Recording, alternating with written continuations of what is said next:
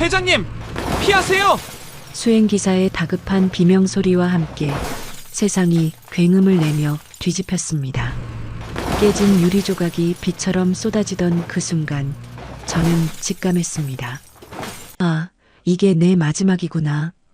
천벌이 이제야 나를 찾아왔구나. 불길이 치솟는 차 안에서 의식이 흐려지는데 누군가 제 팔을 억세게 잡아 끌었습니다. 살아야 한다며 제발 정신 좀 차리라며 울부짖는 그 목소리. 그건 낯선 남자의 목소리였지만 기이하게도 가슴을 후벼 파는 그리움이 묻어 있었습니다.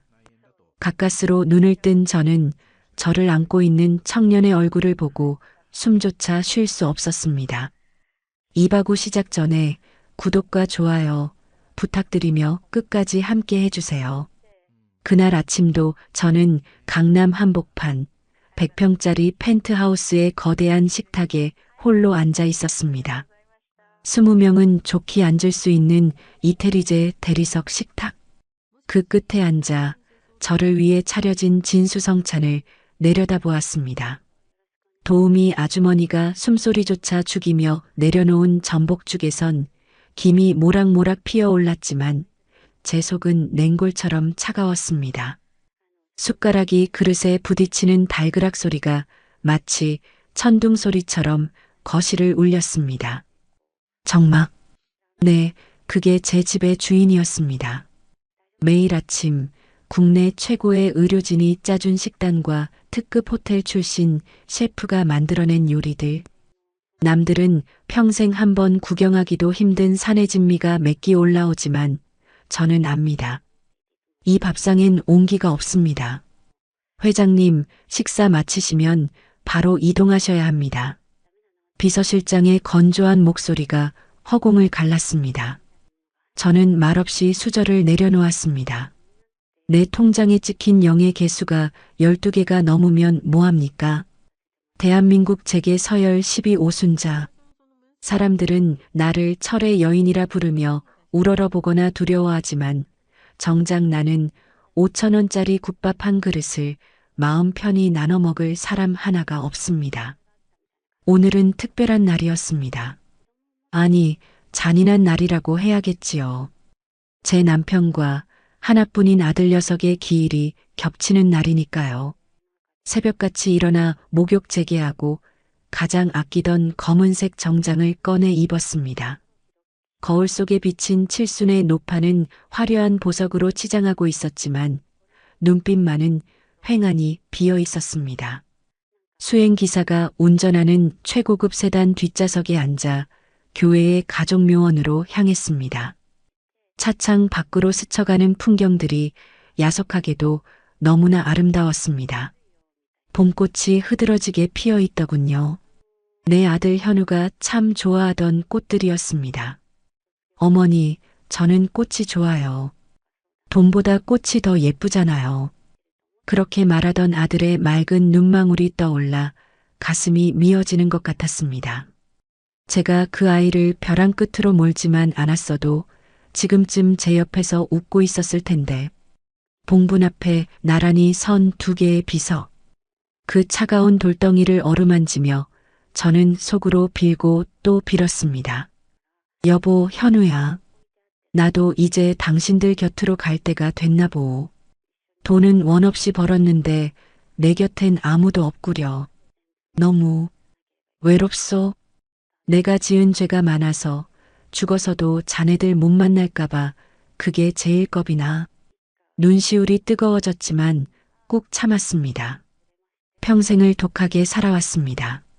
남편을 잃었을 때도 피부치 같던 아들을 먼저 보냈을 때도 사람들 앞에서는 절대 눈물을 보이지 않았습니다.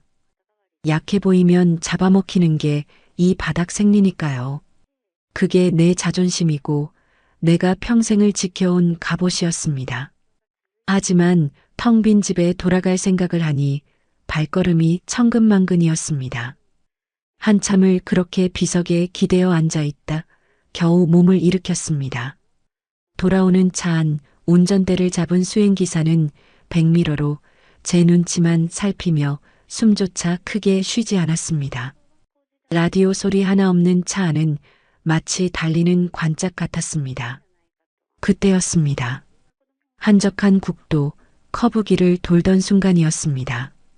맞은편 차선에서 검은색 덤프트럭 한 대가 미친 듯이 달려오는 게 보였습니다. 중앙선을 넘어 마치 처음부터 나를 노렸다는 듯이 정확하게 제 차를 향해 돌진했습니다. 그 짧은 찰나 트럭 운전석에 앉은 사람의 그림자가 보였던 것도 같습니다. 회장님, 피하세요. 수행기사의 찢어지는 비명이 터져 나왔습니다. 핸들을 꺾을 새도 없이 거대한 쇳덩이가 차 옆구리를 그대로 들이받았습니다. 쾅 마이너스. 세상이 빙글 돌았습니다. 쇠가 찢어지고 유리가 박살나는 소리가 귀를 찢었습니다. 안전벨트가 가슴을 조여오고 제 몸이 공중으로 붕 떴다가 바닥으로 내동댕이 쳐지는 감각이 생생했습니다. 머리에서 뜨거운 것이 주르륵 흘러내려 눈을 가렸습니다. 시야가 온통 붉게 물들었습니다. 차는 몇 바퀴를 굴러 도로 아래 비탈길에 처박힌 뒤에야 멈췄습니다. 뒤집힌 차 안에서 희미하게 정신을 차렸을 때 코를 찌르는 역한 기름 냄새가 진동했습니다.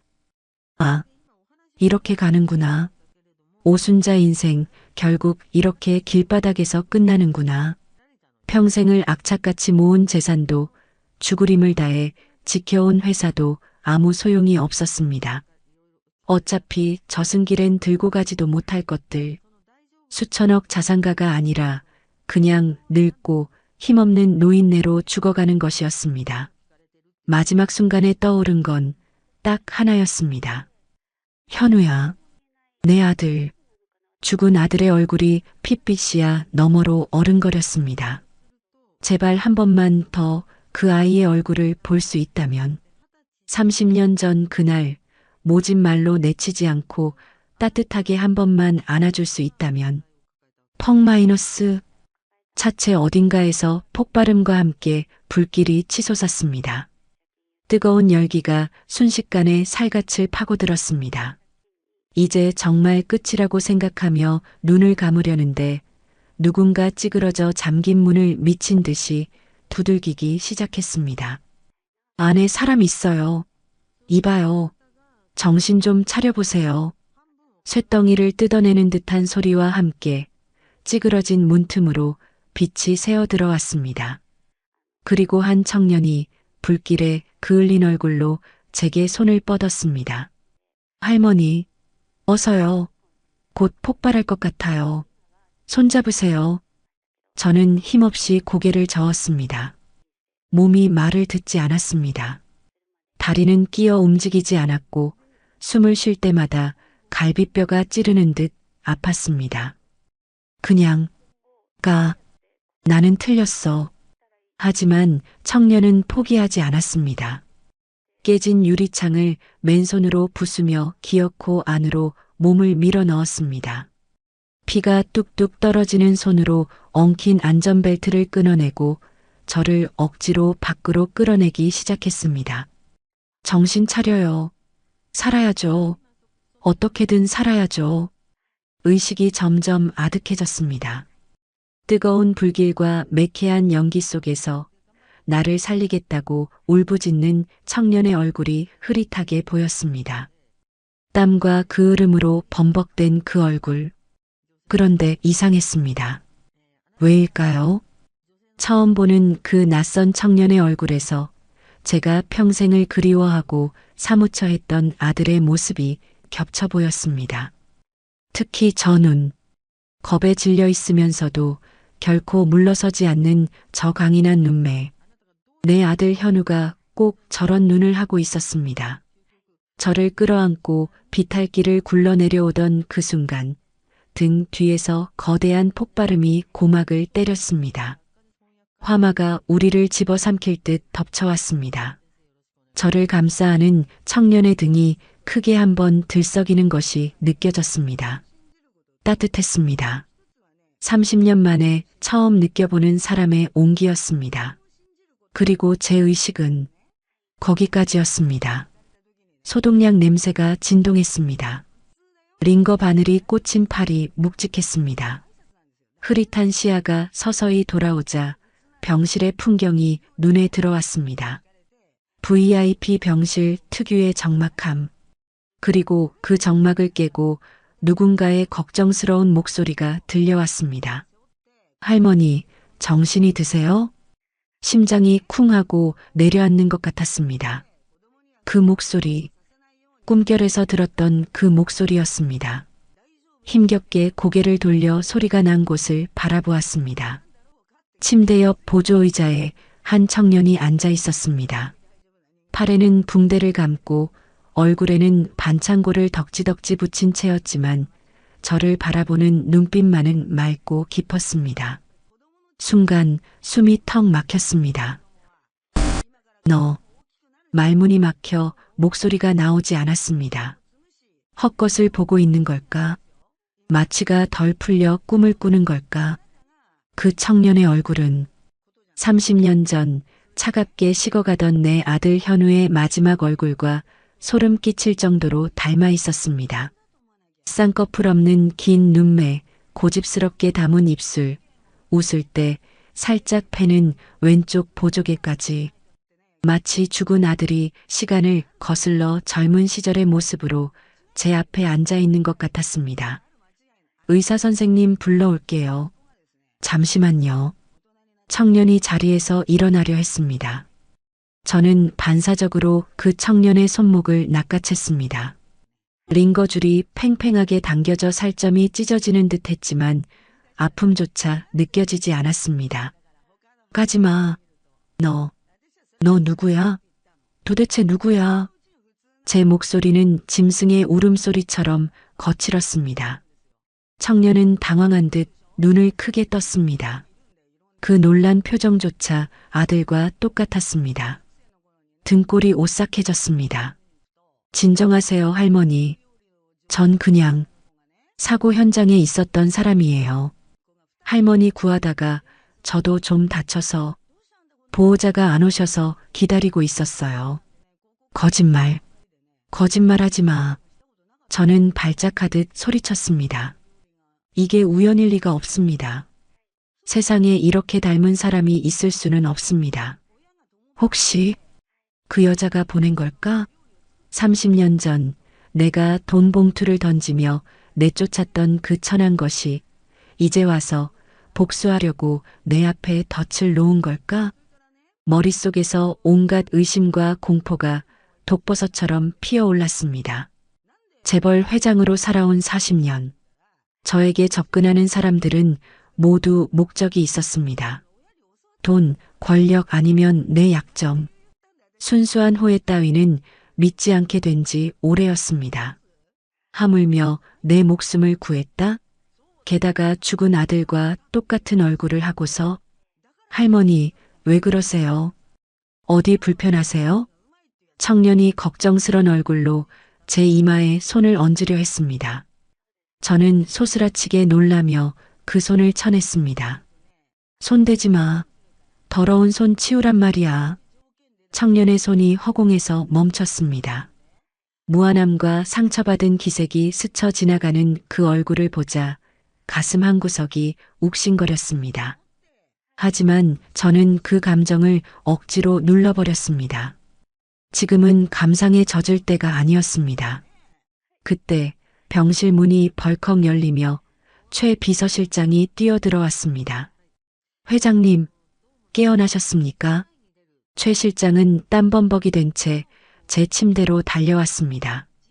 그리고 옆에 서 있는 청년을 보며 의아한 표정을 지었습니다.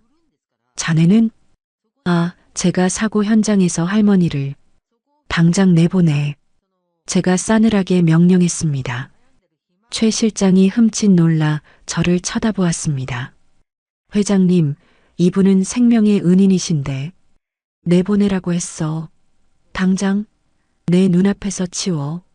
제 고함 소리에 청년은 입술을 깨물더니 말없이 고개를 숙여 보이고는 병실을 나갔습니다. 그 뒷모습조차 아들을 닮아 있었습니다. 축 처진 어깨, 약간 구부정하게 걷는 걸음걸이. 청년이 나가자마자 저는 최 실장의 멱살을 잡다시피 끌어당겼습니다. 최 실장, 지금 당장 알아봐. 네, 뭘 말씀이십니까? 방금 나간 저놈. 저놈에 대해서 샅샅이 뒤져. 이름, 나이, 가족관계, 사는 곳, 직업. 하나도 빠짐없이 전부 다. 제 손이 부들부들 떨리고 있었습니다. 공포였습니다. 그것은 단순한 의심이 아니라 30년간 묻어두었던 죄악이 다시 살아나 나를 삼킬지 모른다는 원초적인 공포였습니다. 단순한 교통사고가 아니야. 저놈 분명 뭔가 있어. 내 아들. 현우랑 너무 닮았어. 너무 닮아서 징그러울 정도야. 최 실장의 눈동자가 흔들렸습니다. 그도 죽은 현우를 기억하고 있었으니까요. 설마. 우연이겠죠, 회장님. 세상에 닮은 사람은 많으니까요. 재벌가의 우연 따위는 없어. 누군가 나를 노리고 의도적으로 접근한 거야. 사고도 구조도 전부 다 짜여진 각본일 수 있어. 박 전무 짓인지 아니면 다른 경쟁사 놈들 짓인지 아니면 말끝을 흐렸습니다. 차마 입 밖으로 내뱉을 수 없는 이름. 그 여자의 이름이 목구멍까지 차올랐다 내려갔습니다. 만약에라도 그 여자와 관련된 놈이면 그땐 살려두지 않을 거야. 내 인생을 또다시 망치게 둘 순 없어. 저는 이를 악물며 중얼거렸습니다. 하지만 제 심장은 쿵쾅거리며 다른 말을 하고 있었습니다. 혹시라도 현우의 핏줄이라면? 아닙니다. 그럴 리 없습니다. 그때 분명히 지웠다고 했습니다. 내 눈앞에서 병원으로 들어가는 것까지 확인했습니다. 그런데 저 청년은 대체 뭡니까? 최 실장, 명심해. 아주 은밀하게 쥐새끼 한 마리 모르게 조사해야 해. 저놈이 내 핏줄 흉내를 내며 접근한 사기꾼인지 아니면 진짜. 알겠습니다. 즉시 착수하겠습니다. 최 실장이 나가고 다시 병실에 정막이 찾아왔습니다. 하지만 아까와는 다른 정막이었습니다. 불안과 공포가 끈적하게 달라붙은 무거운 공기. 저는 떨리는 손으로 침대 옆 서랍을 열어보려다 멈췄습니다. 그 안에 지갑이 있을 리 만무했죠. 다 타버렸을 테니까요. 하지만 제 머릿속에는 선명하게 박혀있는 사진 한 장이 떠올랐습니다. 현우가 죽기 전 지갑 속에 소중히 간직하고 있던 그 여자의 사진. 그리고 그 옆에서 환하게 웃고 있던 현우의 얼굴. 방금 본 그 청년의 얼굴이 현우의 웃는 얼굴 위로 겹쳐졌습니다. 신이시여. 저는 이불을 머리끝까지 뒤집었었습니다. 눈물이 흘러내렸습니다. 무서웠습니다. 죽음보다 더 무서운 과거가 저 문 밖에서 저를 기다리고 있는 것만 같았습니다. 돈으로 모든 걸 해결할 수 있다고 믿었습니다. 돈으로 사람을 부리고, 돈으로 입을 막고, 돈으로 과거마저 지울 수 있다고 생각했습니다. 하지만 오늘 그 맹신이 무너져 내리는 소리를 들었습니다. 살아남았다는 안도감은 이미 사라진 지 오래였습니다. 이제부터 시작될 진실 게임이 제 목을 조여오고 있었습니다. 문득 아까 그 청년의 눈빛이 떠올랐습니다. 할머니, 정신이 드세요? 그 걱정스러운 눈빛, 티 없이 맑아서 더 의심스러운 그 눈빛. 과연 너는 누구냐? 나를 살린 천사냐? 아니면 내 숨통을 끊으러 온 사신이냐? 답을 알아야겠습니다. 설령 그 답이 내 남은 인생을 송두리째 뒤흔든다 해도 병실 벽에 걸린 시계바늘 소리가 마치 내 목을 치는 단두대의 칼날 소리처럼 들렸습니다. 최 실장을 내보낸 지 꼬박 하루가 지났습니다. 그 24시간이 제게는 24년 같았습니다. 잠 한숨 자지 못했습니다. 눈을 감으면 불길 속에서 나를 구하던 그 청년의 눈동자가 떠오르고 눈을 뜨면 30년 전 내 바짓가랑이를 잡고 울던 그 여자의 얼굴이 천장에 어른거렸으니까요. 지옥이 따로 있을까요? 기다림, 끝을 알 수 없는 이 불안한 기다림이 바로 생지옥이었습니다. 드르륵. 마침내 병실 문이 열리고 최 실장이 들어왔습니다. 그의 손에 들린 두툼한 누런 서류 봉투. 저 안에 판도라의 상자가 들어 있습니다. 제 심장이 흉곽을 뚫고 나올 듯 요동쳤습니다. 침을 꿀꺽 삼켰지만 입안이 바짝 말라 쓴내만 났습니다. 보고해. 최대한 담담한 척했지만 제 목소리는 갈라져 있었습니다. 최 실장은 침대 옆 테이블에 서류 봉투를 내려놓았습니다. 그리고 묵직한 한숨을 내쉬더군요. 그 한숨의 의미가 무엇인지 저는 본능적으로 알아챘습니다. 회장님 예상이 반은 맞고 반은 틀렸습니다. 뜸 들이지 말고 똑바로 말해. 그놈 정체가 뭐야? 최 실장이 봉투에서 서류 뭉치를 꺼내 제 앞에 펼쳐놓았습니다. 가장 위에 있는 건 그 청년의 주민등록 초본과 이력서였습니다. 이강우, 29세. 나이를 확인하는 순간 손끝이 저릿해졌습니다. 29세. 내 아들 현우가 죽은 지 30년. 그 여자가 임신했다고 찾아왔던 게 바로 그 애였습니다. 시기가 너무나 정확하게 맞아떨어집니다. 부모는 모친과 둘이 살고 있습니다. 부친 나는 비어 있습니다. 비어 있다. 아비 없는 자식. 가슴 한구석이 쿵 내려앉았습니다. 이 친구 꽤 치열하게 살았습니다. 보육원에서 자라진 않았지만 모친이 병석에 누운 지 오래라 사실상 소년 가장이었습니다. 고등학교 때부터 신문 배달, 공사장 막노동, 편의점 알바. 안 해본 게 없더군요. 최 실장이 내민 사진들 속에는 땀에 젖어 택배 상자를 나르는 강우의 모습, 편의점 조끼를 입고 꾸벅꾸벅 조는 모습들이 담겨 있었습니다. 이상했습니다. 사기꾼이거나 내 재산을 노리고 접근한 놈이라면 이렇게 구질구질하게 살 리가 없지 않습니까? 더 화려하게, 더 교묘하게 자신을 포장했어야죠. 그리고 회장님, 놀라지 마십시오. 최 실장이 서류 한 장을 더 내밀었습니다. 이강우 군, 우리 오성장학재단 1기 장학생입니다. 뭐, 내 재단 장학생이라고? 머리를 한 대 얻어맞은 것 같았습니다. 오성장학재단. 제가 기업 이미지를 위해 만든 가난하지만 똑똑한 아이들을 돕는 그 재단 말입니다. 네. 4년 전 대학 등록금이 없어 휴학하려던 걸 우리 재단에서 지원했습니다. 성적이 과수석을 놓친 적이 없을 정도로 우수합니다. 저는 떨리는 손으로 강우가 장학생 신청 당시 썼던 자기소개서를 집어들었습니다. 삐뚤빼뚤하지만 정성스럽게 쓴 글씨들이 눈에 들어왔습니다.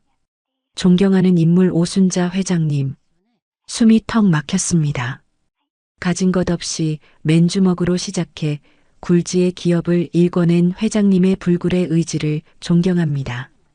저 또한 가난이라는 굴레에 굴복하지 않고 언젠가 회장님처럼 누군가에게 희망이 되는 사람이 되고 싶습니다. 하하. 웃음이 났습니다. 비틀린 웃음이 입술을 비집고 나왔습니다. 이 무슨 운명의 장난입니까? 제 핏줄인 줄도 모르고 내 돈으로 공부를 시켰고 저 아이는 제 할머니가 자신과 어머니를 버린 냉혈한인 줄도 모르고 존경한다고 썼습니다. 이 아이러니가 너무나 끔찍하고 또 기막혀서 눈물이 날 것만 같았습니다. 회장님, 그리고 이건 최 실장이 양복 안주머니에서 낡아빠진 검은색 지갑 하나를 꺼냈습니다. 가죽이 다해지고 모서리가 닳아버린 시장통 좌판에서나 팔 법한 싸구려 지갑이었습니다. 병원 로비 분실물 센터에 있더군요.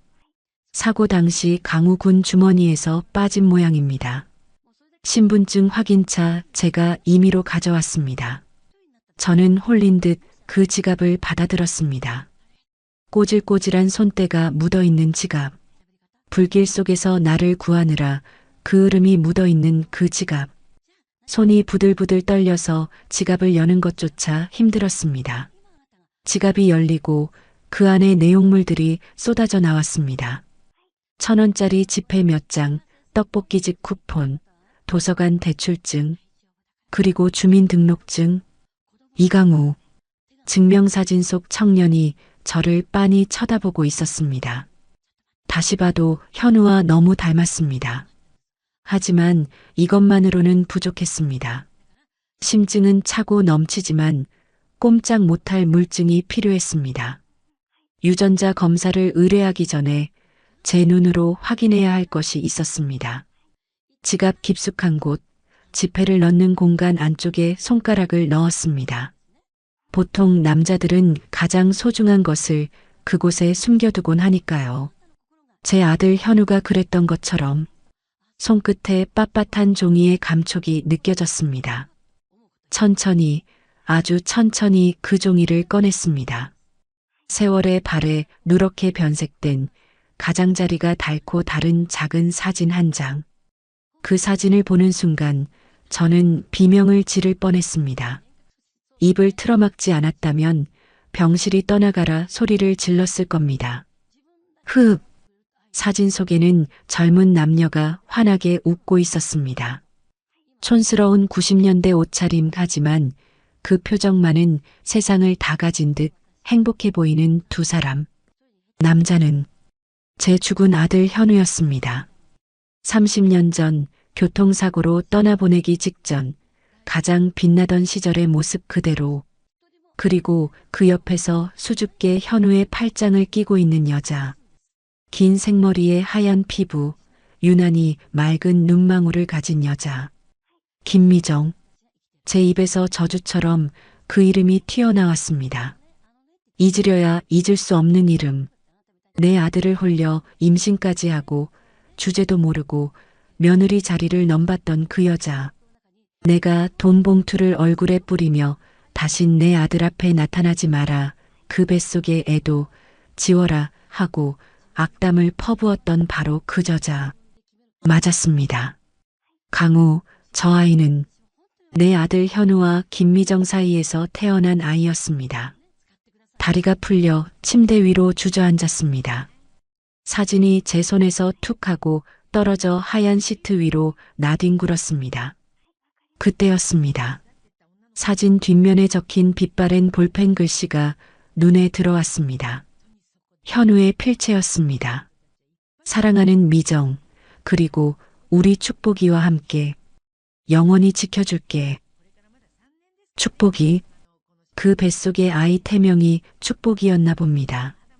나는 그 축복을 저주했고 쓰레기 취급하며 버렸습니다. 그런데 그 아이가 30년이 지나 내 목숨을 구했습니다. 회장님, 괜찮으십니까? 안색이. 최 실장이 놀라 다가왔지만 제 귀에는 아무것도 들리지 않았습니다. 머릿속이 하얘지더니 곧이어 붉은 화염처럼 뜨거운 무언가가 치솟아 올랐습니다. 그것은 후회인지 분노인지 아니면 감당할 수 없는 슬픔인지 알 수 없었습니다. 분명한 건 하나였습니다. 신은 나를 용서하지 않았다는 것. 그래서 죽음 대신 이토록 잔인한 진실을 내 눈앞에 들이밀었다는 것. 나는 떨리는 손으로 다시 사진을 집어들었습니다. 사진 속 아들이 저를 원망하듯 웃고 있었습니다. 어머니, 왜 그러셨어요? 제 아들입니다. 어머니 손자라고요. 환청이 들리는 듯 했습니다. 손에 쥔 낡은 사진 한 장이 마치 불덩이처럼 뜨거웠습니다. 아니, 제 가슴 속에 숨겨두었던 시한폭탄이 이제야 터진 것인지도 모릅니다. 흐윽. 입을 틀어막아도 새어나오는 신음. 사진 속 현우의 웃는 얼굴이 일그러지더니 시야가 빙글 돌았습니다. 병실의 하얀 천장이 30년 전 그날의 어두침침했던 제 집무실 천장으로 바뀌기 시작했습니다. 잊고 싶었습니다. 아니, 잊었다고 믿었습니다. 하지만 죄악은 결코 늙지 않고 그날의 모습 그대로 내 기억의 빗장을 부수고 들어왔습니다. 30년 전 겨울이었습니다. 유난히 눈보라가 거세게 치던 날이었죠. 제 집무실 바닥은 최고급 대리석이었지만 그날따라 얼음장처럼 차가웠습니다. 그리고 그 차가운 바닥에 한 여자가 무릎을 꿇고 있었습니다. 만삭이었습니다. 배가 남산만하게 불러서 얇은 코트 하나로 그 추위를 견디고 있던 여자. 바로 김미정이었습니다. 회장님, 제발 한 번만 허락해 주세요. 저 현우 씨 없으면 안 돼요. 저희 사랑하는 사이예요. 미정이는 얼어붙은 손을 비비며 애원했습니다. 눈물로 얼룩진 그 얼굴이 어찌나 처량하던지 지나가던 개도 동정했을 겁니다. 하지만 그때의 저는 사람이 아니었습니다. 돈에 미치고 성공에 미친 괴물이었습니다. 저는 최고급 가죽 소파에 다리를 꼬고 앉아 차가운 눈으로 그녀를 내려다보았습니다. 제 손에는 두툼한 흰 봉투가 들려 있었습니다. 사랑이 밥 먹여주니? 내까짓게 감히 내 아들을 넘봐? 내가 내 아들 발목 잡아서 인생 망치는 꼴 내 눈에 흙이 들어가도 못 봐. 회장님, 저 바라는 거 없어요. 그냥 현우 씨 곁에만 있게 해주세요. 제 뱃속에 현우 씨 아이가 있어요. 그 말이 제 인내심을 끊어버렸습니다. 닥쳐. 제가 고함을 지르자 미정이가 움찔하며 몸을 떨었습니다. 어디서 근본도 없는 씨를 가져와서 내 아들 아이라고 우겨? 그 뱃속에 든 게 내 핏줄이라는 증거 있어? 설령 맞다고 해도 난 인정 못해. 아니, 안 해. 저는 들고 있던 봉투를 미정의 얼굴을 향해 집어 던졌습니다. 탁 마이너스. 봉투가 미정의 뺨을 스치고 바닥에 떨어지며 둔탁한 소리를 냈습니다. 그 안에 든 수표 다발이 흩어졌습니다. 돈이었습니다. 사람의 마음을, 아니 사람의 목숨값을 매기려 했던 더러운 돈. 이거 받고 떨어져. 그리고 그 애 지워. 낳을 생각하지 마. 만약 낳아서 내 눈에 띄면 그땐 내 인생이고 뭐고 다 짓밟아 버릴 테니까. 미정이는 바닥에 흩어지는 돈을 보며 멍한 표정을 지었습니다. 그리고 천천히, 아주 천천히 배를 감싸 안았습니다. 어떻게 할머니가 되실 분이 손주한테 죽으라는 말을 하세요? 그녀의 떨리는 목소리가 비수처럼 날아와 꽂혔지만 저는 눈 하나 깜짝하지 않았습니다. 내 손주? 착각하지 마. 그건 그냥 혹덩어리야. 내 아들 앞길 막는 장애물이라고. 당장 그 돈 가지고 꺼져. 다시는 내 눈앞에 나타나지 마. 저는 비서들을 시켜 그녀를 끌어냈습니다. 울부짖으며 끌려가던 미정의 비명이 복도 끝까지 메아리쳤습니다. 회장님, 천벌 받으실 거예요. 당신은 어머니도 아니야. 그날 밤 현우가 미친 사람처럼 저를 찾아와 울부짖던 모습도 기억납니다. 어머니가 사람입니까? 어떻게 미정이한테 그럴 수 있습니까? 그리고 현우는 그 길로 집을 뛰쳐나갔습니다. 빗길 속으로 미정이를 찾겠다며. 그리고 그게 마지막이었습니다. 몇 시간 뒤 들려온 건 빗길 교통사고 소식뿐이었습니다. 흑. 병실 침대 위에서 저는 짐승처럼 헐떡였습니다. 과거의 기억이 제 목을 조르고 있었습니다. 내가 죽였습니다. 내 아들을 죽음으로 내몰고 내 며느리를, 내 손자를 벼랑 끝으로 밀어버린 건 바로 나였습니다. 그 뱃속의 아이가, 그 혹덩어리라고 불렀던 아이가 살아남아 내 목숨을 구했습니다. 천벌 받으실 거예요. 미정이의 그 저주가 30년이 지난 지금 축복이 되어 돌아온 겁니다. 이 얼마나 끔찍하고 잔인한 역설입니까? 회장님, 최 실장의 조심스러운 목소리가 저를 현실로 잡아 끌었습니다. 그는 아이패드를 들고 서 있었습니다. 추가 보고 드릴 게 있습니다. 강우 군, 현재 상황이 좋지 않습니다. 상황이라니? 무슨 일이야? 최 실장은 말없이 아이패드 화면을 켰습니다. 화면 속에는 어두운 골목길, 강우가 사는 고시원 앞 CCTV 영상이 재생되고 있었습니다. 화면 속 날짜는 바로 어제 저녁, 사고가 나기 직전이었습니다. 건장한 사내 셋이 강우를 에워싸고 있었습니다. 험악한 문신, 딱 봐도 질 나쁜 사채업자들이었습니다. 야, 이 새끼야, 병원비 낼 돈은 없으면서 밥은 처먹고 다니냐? 화면 밖으로 욕설이 튀어나왔습니다. 한 놈이 강우의 뺨을 툭툭 치며 조롱했습니다. 강우는 고개를 숙인 채 주먹을 꽉 쥐고 있었습니다. 죄송합니다. 조금만 더 시간을 주십시오. 어머니 수술비 때문에. 시간? 야, 니네 엄마 그냥 죽게 놔두라니까? 식물인간 10년 수발하다가 너도 꼴로 가, 임마. 펑 마이너스. 놈의 발길질이 강우의 복부를 가격했습니다. 강우가 억하고 꼬꾸라졌습니다. 안 돼요. 어머니는 건드리지 마세요. 바닥에 쓰러져서도 강우는 한 사내의 바짓가랑이를 잡고 매달렸습니다. 내 아들 현우가 내게 매달렸던 것처럼 30년 전 미정이가 내게 애원했던 것처럼. 이거 나 새끼야. 퍽, 퍽, 퍽. 무자비한 발길질이 이어졌습니다. 강우는 비명 한 번 지르지 않고 몸을 웅크려 그 매질을 견뎌내고 있었습니다. 영상을 보는 제 손이 하얗게 질렸습니다. 화면 속에서 막고 있는 건 강우였지만 찢어지는 건 제 가슴이었습니다. 그만 끄라고. 제가 비명을 질렀습니다. 최 실장이 황급히 영상을 껐습니다. 모친.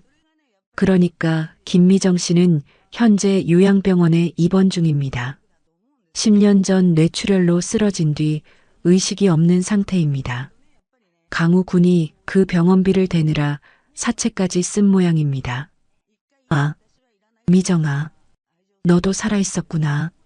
식물인간이 되어서도 아들 곁을 지키고 있었구나. 그런데 나는 수천억을 깔고 앉아서 뭘 했단 말인가.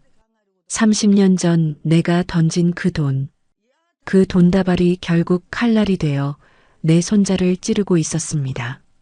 가난이라는 이름의 폭력이 내 핏줄을 짓밟고 있었습니다. 내 손자가 세상에서 가장 귀한 내 새끼가 단돈 몇백만 원 때문에 개처럼 맞고 있었습니다. 내가 가진 이 많은 돈이 다 무슨 소용입니까? 내 핏줄 하나 지키지 못하고 오히려 그들을 지옥으로 밀어넣은 이 저주받은 돈이 가슴 깊은 곳에서 뜨거운 것이 치밀어 올랐습니다. 그것은 단순한 슬픔이 아니었습니다. 나 자신에 대한 뼈저린 증오, 그리고 늦었지만 이제라도 바로잡아야 한다는 서슬 퍼런결이었습니다. 최 실장, 저는 눈물을 닦지 않은 채 핏발 선 눈으로 그를 쳐다보았습니다. 준비해. 네, 무엇을? 내 손자, 내 새끼 건드린 놈들, 한 놈도 남김없이 찾아내. 목소리가 지옥 밑바닥에서 긁어올린 듯 낮게 깔렸습니다.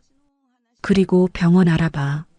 국내 최고, 아니 세계 최고의 의료진 대기시켜.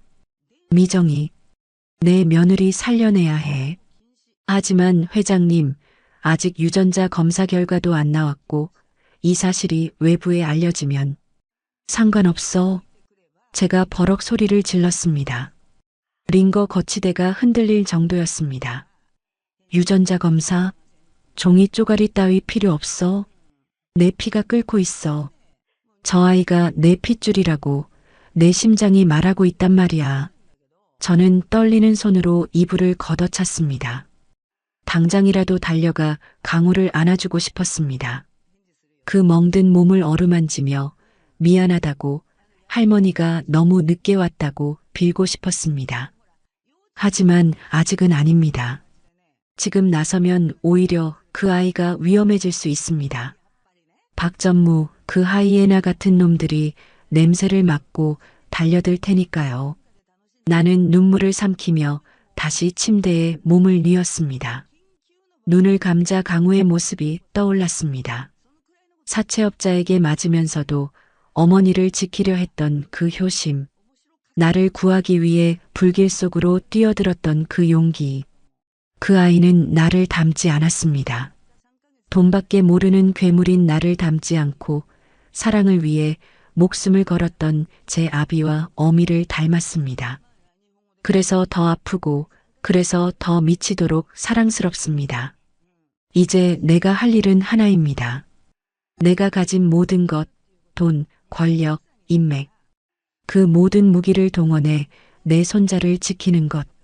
30년 전에는 돈으로 그들을 내쳤지만 이제는 그 돈으로 그들을 지킬 것입니다. 누구도, 감히 누구도 내 새끼 털끝 하나 건드리지 못하게 할 겁니다. 설령 내 모든 것을 잃는다 해도. 기다려라, 강우야. 할머니가 간다.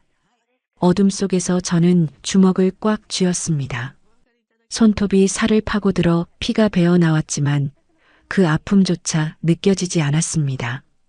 지금 제 안에는 늙은 오순자가 아니라 새끼를 지키려는 성난 어미 호랑이 한 마리가 깨어나고 있었으니까요. 유전자 검사 결과 보고서. 검체 A 오순자, 검체 B 이강우. 친족관계 성립 확률 99.9%. 종이 위에 찍힌 저 숫자가 마치 신의 인장처럼 보였습니다. 제 손이 떨리고 있었습니다. 아니, 온몸의 세포 하나하나가 전율하고 있었습니다. 맞구나. 정말 내 핏줄이구나. 종이를 가슴에 품고 하염없이 눈물을 흘렸습니다. 30년 전 끊어졌다고 믿었던 인연의 끈이 사실은 한 번도 끊어진 적 없이 이어져 오고 있었던 겁니다. 이제 망설일 시간은 끝났습니다. 할머니로서 그리고 죄인으로서 내가 해야 할 일은 명확했습니다. 최 실장은 제 지시대로 즉각 움직였습니다. 강우를 괴롭히던 사채업자들에게 사람을 보내 그들이 강우에게 덮어 씌운 이자까지 합친 빚 전액을 대납하겠다고 제안했습니다. 단 조건은 익명의 독지가라는 이름으로. 제가 나설 수 없었습니다. 아직은 때가 아니었으니까요. 그리고 무엇보다 제가 강우에게 해줄 수 있는 게 돈밖에 없다는 사실이 뼈 아팠지만 당장 그 아이를 지옥에서 꺼내주는 게 급선무였습니다. 하지만 돌아온 대답은 제 예상을 완전히 빗나갔습니다. 거절했다고? 네, 회장님. 강우군이 완강합니다. 최 실장의 난처한 표정에 저는 미간을 찌푸렸습니다. 이유가 뭐야?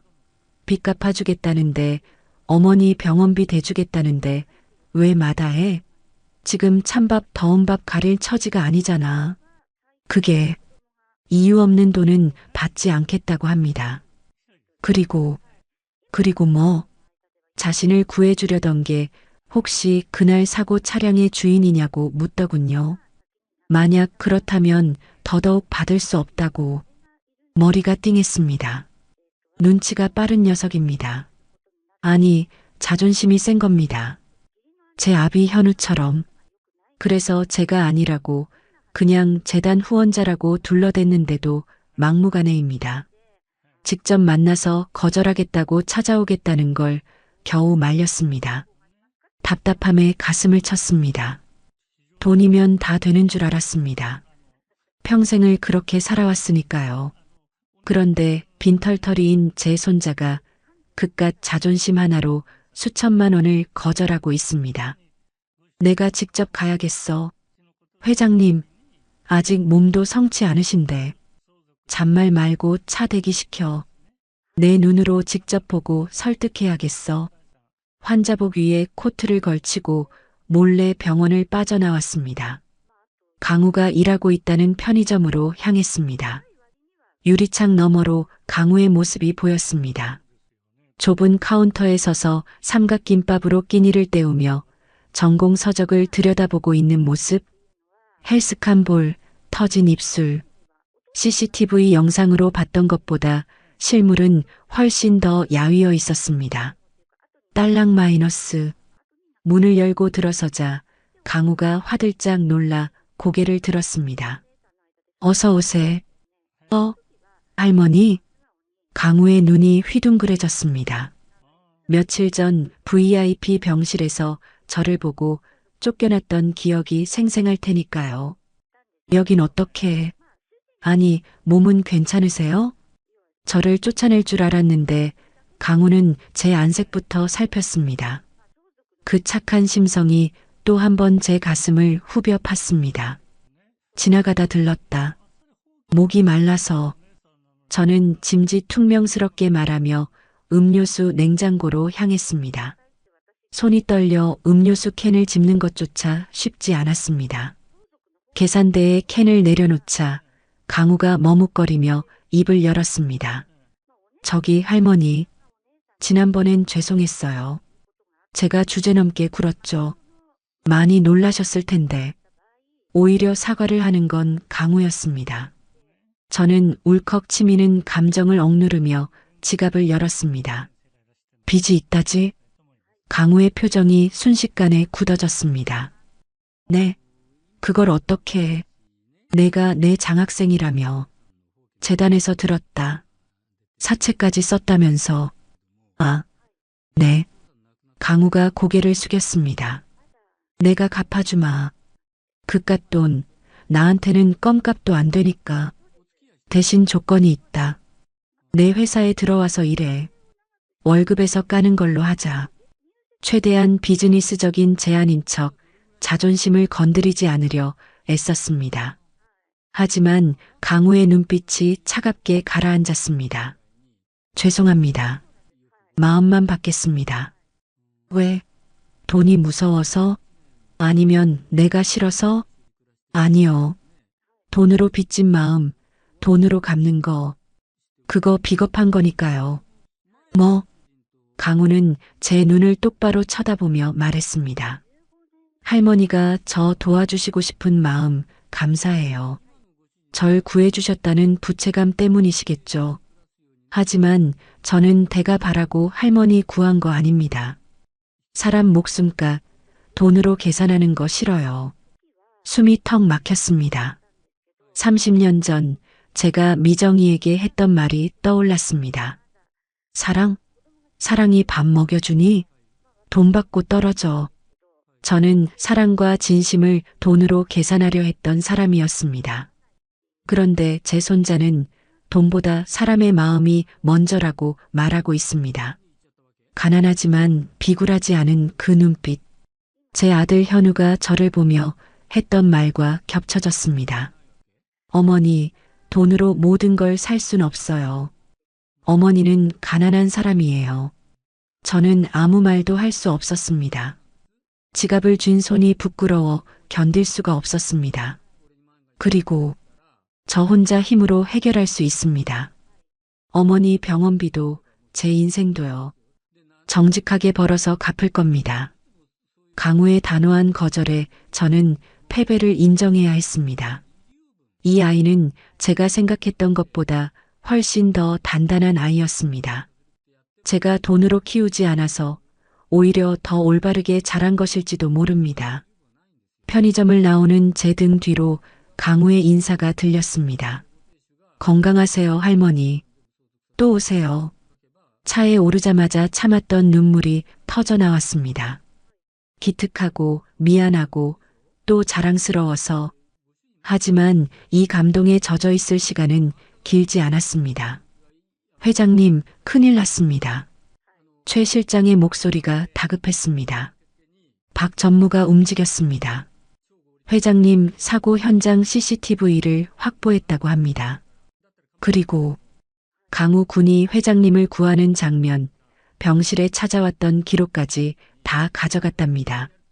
심장이 덜컥 내려앉았습니다. 박전무, 제 조카이자 그룹 내 2인자, 호시탐탐 제 자리를 노리는 하이에나 같은 놈. 제가 사고로 죽기를 가장 바랐을 놈이었습니다. 그런데 제가 살아 돌아왔고 그 과정에 웬 낯선 청년이 개입되어 있다는 걸 알았으니 가만히 있을 리가 없죠. 지금 어디야? 박전무 그 자식? 본사 회장실에 와 계십니다. 이사들 다 소집해 놓고요. 저는 눈물을 닦고 매무새를 고쳤습니다. 올 것이 왔습니다. 본사 회장실 문을 박차고 들어갔습니다. 상석에 앉아 거만하게 다리를 꼬고 있던 박 전무가 짐짓 놀란 척 일어났습니다. 아이고 고모님, 몸도 편찮으신데 여긴 어인 일이십니까? 능글맞은 웃음 뒤에 숨겨진 살기. 이사들의 눈초리도 심상치 않았습니다. 내 회사인데 내가 오는 게 이상하냐? 내 놈들이야말로 내 허락도 없이 무슨 작당들이야? 작당이라니요. 회장님 안위가 걱정돼서 대책회의 중이었습니다. 그런데 말입니다. 박 전무가 빔 프로젝터 화면을 띄웠습니다. 사고 현장 사진, 그리고 병원에서 찍힌 강우의 흐릿한 사진이 나타났습니다. 이 청년, 누굽니까? 생명의 은인이다. 왜? 은인, 맞습니까? 제가 좀 알아봤는데 말이죠. 이 친구 30년 전 고모님이 내치셨던 그 김미정이라는 여자의 아들이더군요. 이사들이 술렁거렸습니다. 박 전무는 승자의 미소를 지으며 제게 다가왔습니다. 고모님, 혹시 숨겨둔 손자라도 찾으신 겁니까? 아니면 이 친구가 고모님 재산 노리고 접근한 사기극입니까? 어느 쪽이든 우리 그룹 후계 구도에 아주 큰 변수가 되겠는데요. 박 전무의 눈이 번들거렸습니다. 놈은 알고 있습니다. 이게 사실이라면 스캔들이고 아니라면 사기극으로 몰아 저를 치매 노인 취급하려는 속셈을. 저는 주먹을 꽉 쥐었습니다. 여기서 밀리면 끝입니다. 강우도 저도 죽습니다. 소설 쓰지 마라. 우연히 구해준 것뿐이야. 그 이상도 이하도 아니다. 과연 그럴까요? 유전자 검사라도 한번 해볼까요? 고모님 표정이 너무 절박해 보이시는데요. 박 전무가 제 귓가에 대고 속삭였습니다. 만약 저놈이 진짜 핏줄이라면 제가 가만 안 둘 거란 거 아시지 않습니까? 등골이 오싹해졌습니다. 놈은 진심이었습니다. 지금 강우를 인정하면 놈의 표적이 됩니다. 그렇다고 부정하면 강우를 지킬 명분이 사라집니다. 진퇴양난. 저는 박 전무를 노려보며 차갑게 웃었습니다. 건드려봐. 내 놈 손모가지가 먼저 날아가는지 내 목이 먼저 떨어지는지 한번 해보자고. 회장실을 나왔지만 다리가 후들거렸습니다. 전쟁이 시작되었습니다. 이제는 숨어서 지켜볼 수만은 없습니다. 강우가 위험합니다. 제 머릿속에는 오직 하나, 강우를 어떻게 지킬 것인가 하는 생각뿐이었습니다. 돈, 권력, 다 쓰겠습니다. 악마와 손을 잡아서라도 내 새끼는 내가 지킵니다. 최 실장, 보안팀 강화해. 그리고 강우놈 24시간 밀착 감시 붙여. 털끝 하나라도 다치면 내 목 내놔야 할 거야.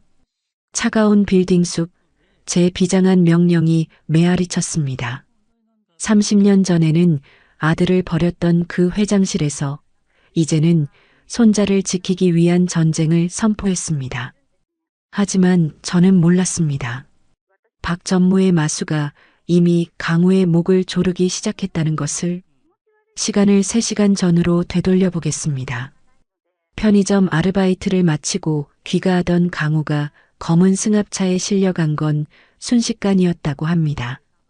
제가 붙여둔 경호원들이 손을 쓰기도 전에 놈들은 미리 동선을 파악하고 작정을 한 채 들이닥쳤습니다. 죄송합니다, 회장님.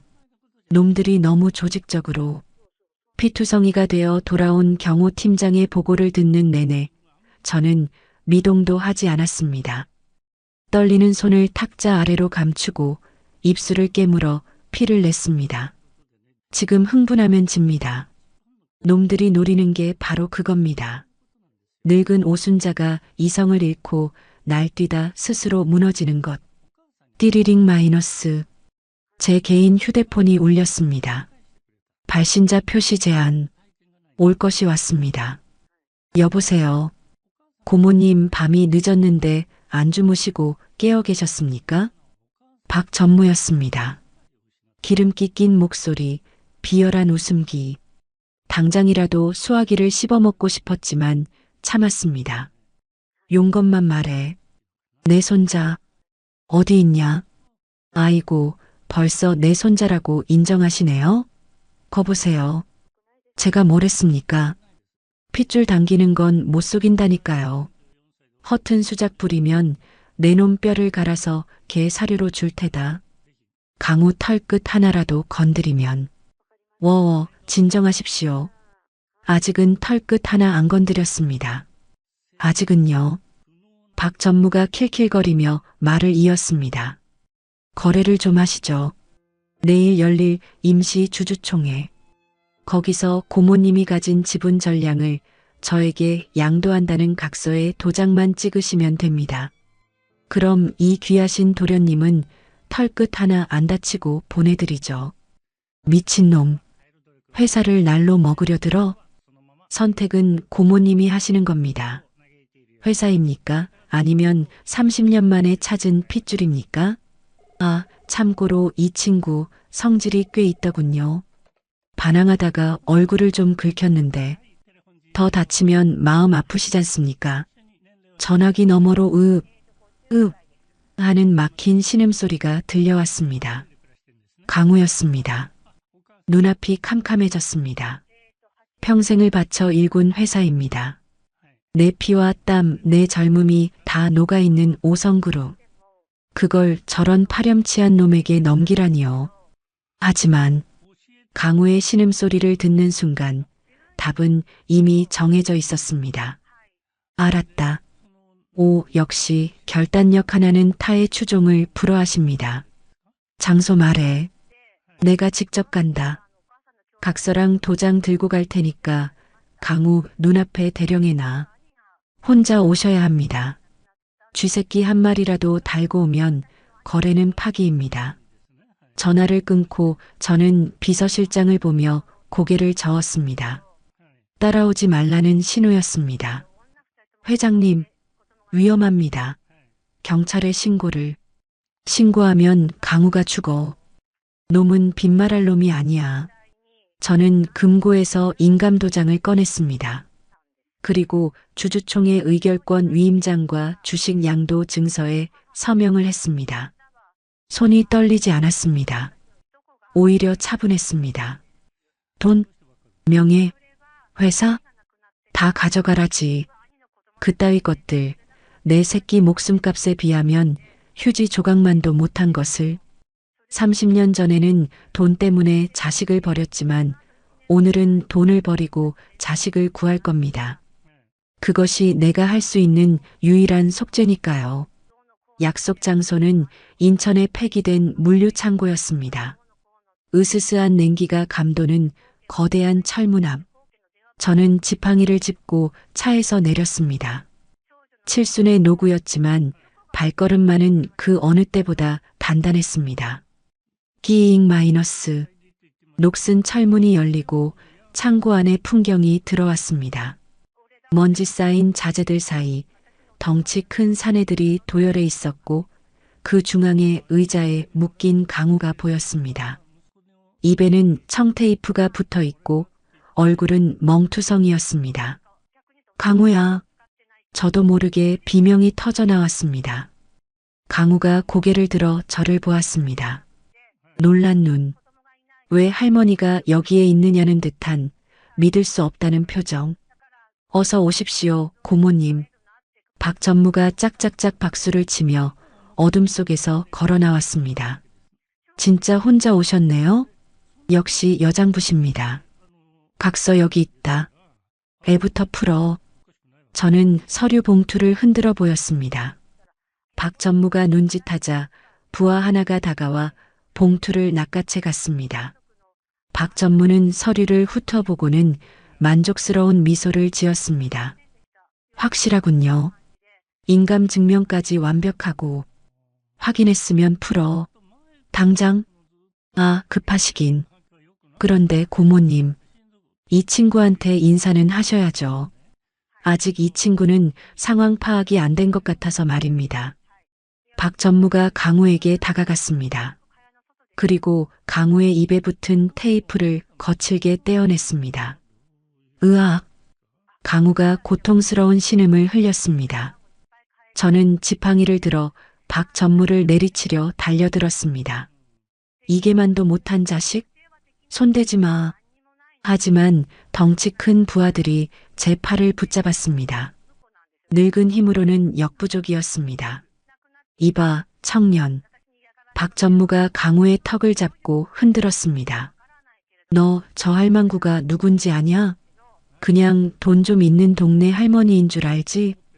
강우가 거친 숨을 몰아쉬며 저와 박 전무를 번갈아 보았습니다. 당신들, 뭐야? 돈 때문에 이러는 거야? 할머니, 그냥 가세요. 저 때문에 이러지 마시고. 크하하, 가라니? 야, 이 멍청한 놈아. 저 할망구가 너 구하러 회사까지 통째로 내놓고 왔는데 가긴 어딜까? 박 전무의 입에서 잔인한 진실이 폭포수처럼 쏟아져 나왔습니다. 잘 들어. 저 할망구가 바로 오성그룹 오순자 회장이야. 그리고 30년 전 임신한 네 애미를 길바닥에 내쫓아서 네 인생을 시궁창으로 만든 장본인이고 강우의 눈동자가 지진이라도 난 듯 흔들렸습니다. 뭐? 라고요? 강우의 시선이 천천히 제게로 향했습니다. 원망, 혼란, 배신감. 그 모든 감정이 뒤섞인 눈빛. 저는 차마 그 눈을 마주 볼 수 없어 고개를 떨구었습니다. 할머니가 오순자 회장님? 그래. 네가 그토록 존경한다던 그 오순자 회장. 네 친할머니라고. 널 버린 비정한 할망구. 박 전무의 조롱 섞인 외침이 창고를 울렸습니다. 아니야. 강우야, 내 말 좀 들어봐. 내가 설명할게. 저는 울먹이며 강우에게 손을 뻗었지만 강우는 몸을 움츠리며 저를 피했습니다. 그 거부의 몸짓이 1000개의 칼날보다 더 아프게 제 심장을 난도질했습니다. 왜 그러셨어요? 우리 엄마한테, 나한테 왜? 강우의 눈에서 눈물이 주르륵 흘러내렸습니다. 재밌네, 재밌어. 자, 감동적인 가족 상봉은 저승가서 마저들 하시고. 박 전무가 돌변한 표정으로 손짓했습니다. 서류 챙겼으니 뒤탈없게 처리해. 뭐, 약속이 다르잖아. 제가 소리쳤습니다. 박 전무는 비릿하게 웃었습니다. 약속? 늙으면 순진해지나 봐요? 내가 미쳤다고 고모님이랑 저놈을 살려둡니까? 둘 다 교통사고로 죽는 걸로 처리해야 깔끔하게 승계가 마무리되죠. 놈은 처음부터 우리를 살려보낼 생각이 없었습니다. 사내들이 쇠파이프를 들고 다가왔습니다. 죽여. 명령과 함께 사내 하나가 강우를 향해 쇠파이프를 높이 치켜들었습니다. 강우는 묶인 채 꼼짝없이 당할 처지였습니다. 안 돼. 생각할 겨를도 없었습니다. 제 몸이 먼저 움직였습니다. 어디서 그런 힘이 났는지 모릅니다. 뿌리치던 부하들의 손을 떨쳐내고 저는 강우의 몸 위로 몸을 날렸습니다. 펑 마이너스. 둔탁한 타격음이 뼈를 울렸습니다. 등짝이 쪼개지는 듯한 고통. 숨이 턱 막히며 시야가 하얗게 전멸했습니다. 할머니, 강우의 비명소리가 귓가에 웅웅거렸습니다. 저는 묶여있는 강우를 온몸으로 감싸 안았습니다. 피냄새가 훅 끼쳐왔습니다. 제 입에서 터져나온 피였습니다. 건드리지 마. 내 새끼, 털끝 하나라도 건드리면 다 죽여버릴 거야. 피 섞인 목소리로 으르렁거렸습니다. 제 등 뒤로 다시 한번 쇠파이프가 떨어지려는 기척이 느껴졌습니다. 무섭지 않았습니다. 30년 전에는 등을 돌렸지만 이번에는 내 등을 내주어 너를 지킬 수 있으니까요. 이것이 할미가 너에게 줄 수 있는 돈보다 귀한 마지막 유산이다. 현우야, 엄마가 이번엔 지켰다. 저는 의식이 흐려지는 와중에도 강우를 아는 팔에 힘을 풀지 않았습니다. 강우의 뜨거운 눈물이 제 볼 위로 떨어지는 것이 느껴졌습니다. 규칙적인 심전도 소리가 꿈결처럼 들려왔습니다.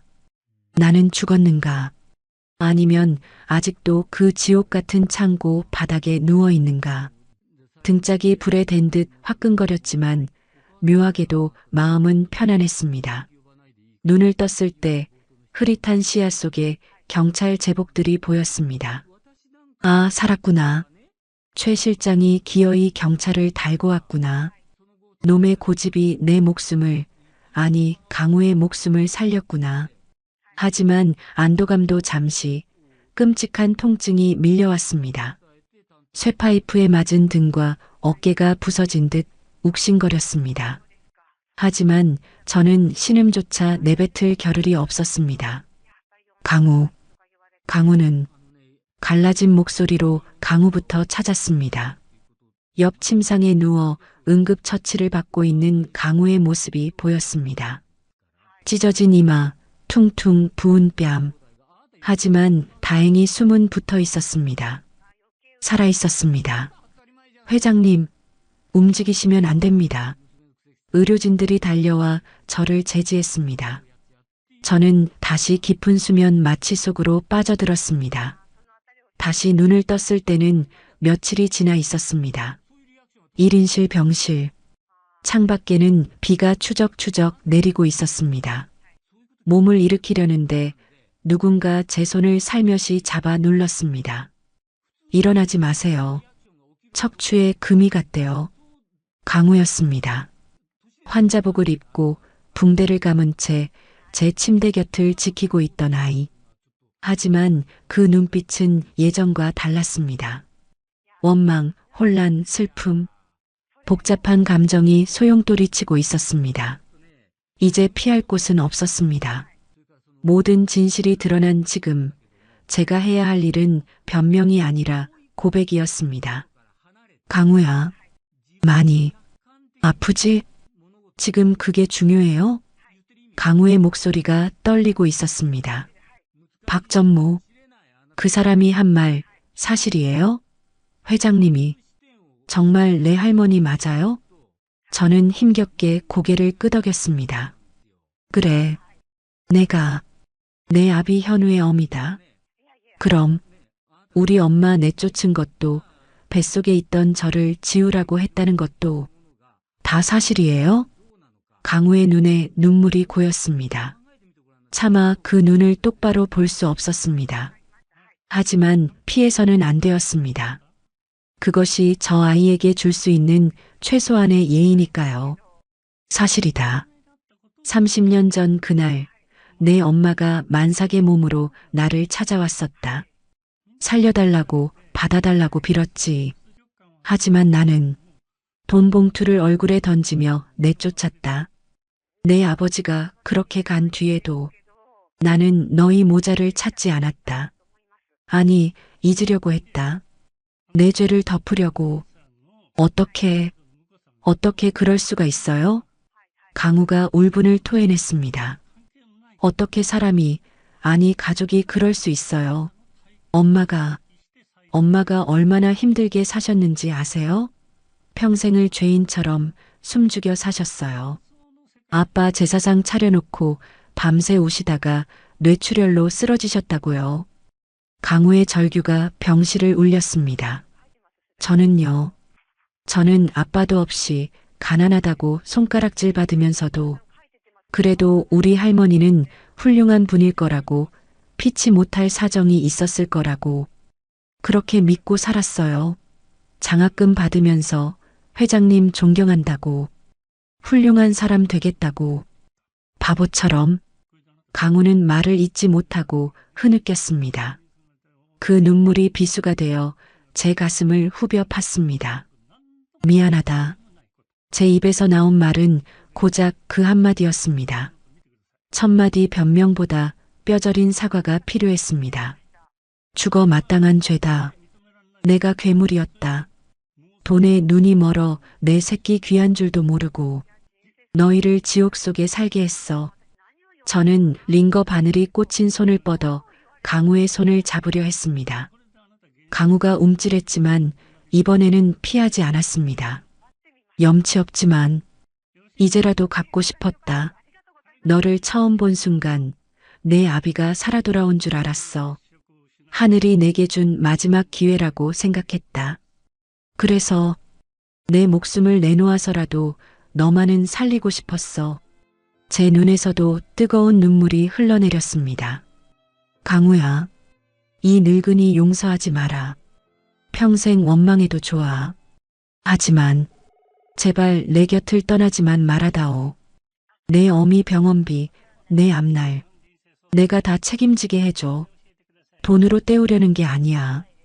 그냥 할머니로서 딱 한 번만 노릇 좀 하게 해줘. 저는 침대 위에서 무릎이라도 꿇고 싶은 심정이었습니다. 강우는 한참이나 말이 없었습니다. 창밖의 빗소리만이 두 사람의 침묵을 채웠습니다. 얼마나 지났을까요? 강우의 거친 손이 제 손등 위를 조심스럽게 덮었습니다. 아팠어요. 강우가 쉰 목소리로 입을 열었습니다. 창고에서 할머니가 저 대신 맞았을 때 쇠파이프에 등이 찍히는 소리가 너무 아프게 들렸어요. 강우야, 미웠어요. 박 전무 말 듣고 할머니가 원수라는 거 알고 정말 미웠는데, 그런데 제 위로 쓰러지면서 내 새끼라고 부르셨잖아요. 피를 토하면서도 저를 꽉 안으셨잖아요. 강우의 눈에서 굵은 눈물방울이 뚝뚝 떨어져 제 손등을 적셨습니다. 그때 알았어요. 아, 이분이 진짜 내 할머니구나. 나를 지키려고 목숨 건 이 사람이 내 핏줄이구나. 강우가 제 손을 꽉 잡았습니다.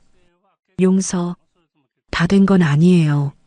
엄마가 겪은 고통, 제가 겪은 시간들 금방 잊을 수는 없어요. 그래, 안다. 알아. 하지만 기회는 드릴게요. 할머니로서 만회할 기회. 그 말 한마디가 천국 문을 여는 열쇠 같았습니다. 저는 강우의 손을 끌어다 제 볼에 비볐습니다. 따뜻했습니다. 거칠고 투박하지만 세상 그 무엇보다 따뜻한 내 손자의 손. 고맙다. 고맙다, 강우야. 살아줘서 고맙고 못난 할미 곁에 있어줘서 고맙다. 우리는 서로를 부둥켜 안고 한참을 울었습니다. 30년의 세월을 건너 증오와 오해의 강을 건너 마침내 핏줄이 하나로 이어지는 순간이었습니다. 비가 그친 창밖으로 햇살이 비치기 시작했습니다. 그 햇살이 우리 두 사람을 상처투성이지만 이제는 서로를 보듬을 수 있는 할머니와 손자를 따스하게 감싸 안았습니다. 몸을 추스르자마자 제가 가장 먼저 찾은 곳은 경기도 외곽의 한 요양병원이었습니다. 하얀 침대 위에 마치 잠자는 숲속의 공주처럼 고요히 누워있는 여자. 김미정, 내 며느리. 30년의 세월은 그녀의 고운 얼굴에도 주름을 남겼지만 여전히 그 선한 인상은 그대로였습니다. 저는 떨리는 손으로 미정의 앙상한 손을 잡았습니다. 따뜻했습니다. 미정아, 시험이 왔다. 목이 메어 말이 잘 나오지 않았습니다. 너무 늦게 와서 미안하다. 내가 이 지경이 될 때까지 나 혼자 잘 먹고 잘 살아서 정말 미안하다. 의식 없는 미정의 눈가에 눈물이 고이는 것 같았습니다. 기계음 소리만이 저의 참회를 들어주고 있었습니다. 걱정 마라. 내 아들 강우, 내가 목숨 걸고 지킬게. 그리고 너도 내가 꼭 일으켜 세울게. 세계 어디를 뒤져서라도 명의를 찾아내마. 그러니까 제발 눈만 떠다오. 일어나서 나한테 욕이라도 한 바가지 해다오. 옆에 서 있던 강우가 제 어깨를 감싸 안았습니다. 우리는 그렇게 한참을 말없이 미정의 곁을 지켰습니다. 일주일 뒤 5성그룹 본사 대강당. 수백 명의 임직원과 기자들이 모인 자리, 단상에 오른 저는 준비해둔 원고를 꺼냈습니다. 하지만 원고를 읽는 대신 저는 마이크 앞에 서서 천천히 입을 열었습니다. 저는 오늘부로 5성그룹 회장직에서 물러납니다. 장내가 술렁거렸습니다. 플래시 세례가 터졌습니다. 지난 40년 저는 돈이 최고인 줄 알고 살았습니다. 회사를 키우기 위해서라면 가족도 양심도 버릴 수 있다고 믿었습니다. 하지만 죽음의 문턱에서 깨달았습니다. 제가 쌓아 올린 이 금자탑이 사실은 모래성에 불과했다는 것을요. 저는 강당 구석에 서 있는 강우를 바라보았습니다. 말끔한 정장을 입고 저를 응원하듯 미소 짓고 있는 내 손자. 제 후임은 제 핏줄이 아닙니다. 능력 있고 덕망 있는 전문 경영인에게 경영권을 넘기겠습니다. 제 손자 이강우 군은 경영 수업 대신 본인이 하고 싶어하는 공부를 계속할 겁니다. 또 한 번 장내가 발칵 뒤집혔습니다. 재벌 총수가 핏줄 승계를 포기하다니요. 하지만 저는 알았습니다. 강우에게 물려줘야 할 것은 무거운 왕관이 아니라 자유로운 날개라는 것을. 저는 이제 평범한 할머니로 돌아가려 합니다. 남은 생은 제 가족에게 진 빚을 갚으며 따뜻한 밥 한 끼의 소중함을 배우며 살겠습니다. 감사합니다. 단상을 내려오는 제 발걸음은 깃털처럼 가벼웠습니다. 수십 년간 제 어깨를 짓누르던 탐욕의 짐을 내려놓은 기분이었습니다. 그날 저녁, 제 100평짜리 펜트하우스 식탁에는 낯선 풍경이 펼쳐졌습니다. 금도금된 식기 대신 투박한 뚝배기가 올라왔고 스테이크 대신 보글보글 끓는 된장찌개가 놓였습니다. 할머니, 간 좀 보세요. 짜지 않아요? 앞치마를 두른 강우가 국자를 내밀었습니다. 요양병원에 있는 엄마 간병하느라 요리 솜씨가 늘었다는 녀석. 후루룩. 한 숟가락 입에 넣자 구수한 된장 맛과 함께 알 수 없는 뭉클함이 목을 타고 넘어갔습니다. 맛있다. 정말 맛있다, 강우야. 다행이네요. 많이 드세요. 할머니 퇴원 축하드려요. 강우가 갓 지은 하얀 쌀밥 위에 깻잎 장아찌를 올려주었습니다. 그 사소한 동작 하나에 눈물이 핑 돌았습니다. 혼자 먹던 진수성찬보다 둘이 먹는 이 소박한 밥상이 왜 이리도 귀하고 맛있는지요. 텅 비어있던 거실에 강우의 웃음소리가 채워지고 적막하던 제 가슴에 온기가 차오르기 시작했습니다. 밥을 먹다 문득 강우가 물었습니다. 할머니, 후회 안 하세요? 회사, 평생 일구신 거잖아요. 저는 숟가락을 내려놓고 강우의 손을 잡았습니다. 강우야, 할미는 평생 더 많이, 더 높이만을 외치며 살았다. 그런데 말이다. 높이 올라가 보니 알겠더구나. 그곳엔 산소가 희박해서 숨쉬기만 힘들 뿐이라는 걸.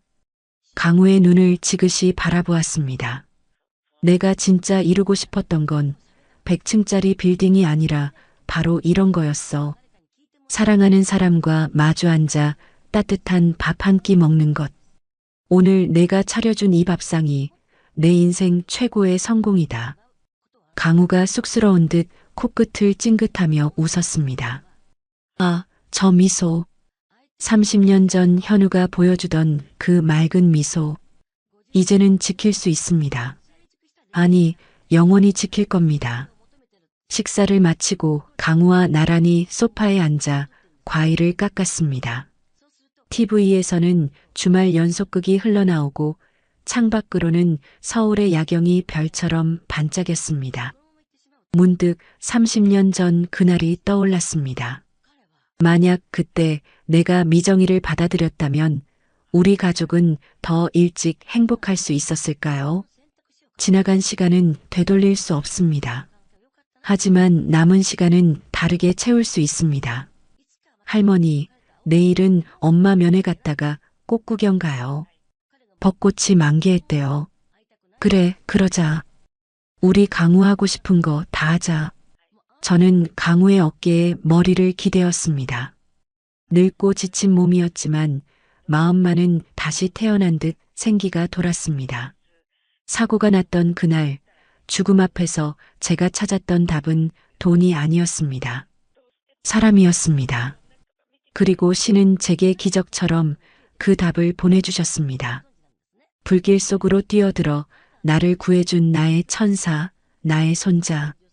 고맙다 강우야. 나한테 와줘서. 저도요 할머니. 오래오래 사세요. 강우가 제 손을 꼭 잡았습니다.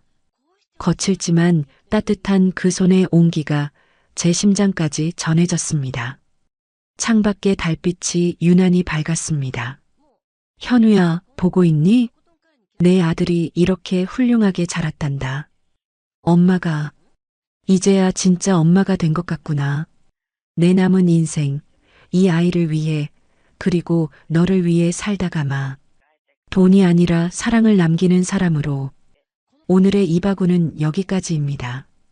끝까지 함께 해주셔서 감사드리며 구독과 좋아요 눌러주시면 놀라운 인생 사연들을 누구보다 먼저 무료로 만나보실 수 있습니다.